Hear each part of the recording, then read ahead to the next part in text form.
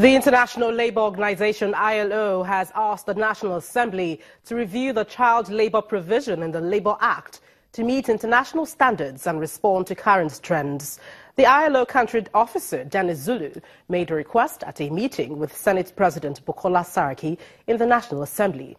He says it is worrying that Nigeria does not have recent statistics on the prevalence of child labour. But the last survey in 2003 estimated that more than 15 million children are victims of child labour in the country. Senate President Bukola Saraki says the Senate would continue to engage with state houses of assembly to pass the Child Rights Act.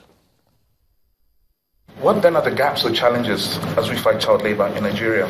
One of the, for instance, is inconsistency in some of the legislations in Nigeria on the working age for children. The NAPTIP Act actually prescribes a very low age, I think it's 12, which is far below the 14 years old that the conventions prescribe.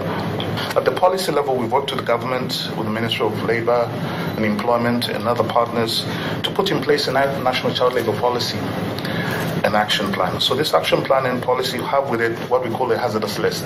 So through a consultative process throughout Nigeria, Nigerians themselves came up and put together a list of jobs that they consider to be hazardous and the jobs which children should not be working in. I must say, therefore, that one of our reasons for coming here is basically to call upon Your Excellency and Honourable Senators to help see how some of this policy can be put into legislation.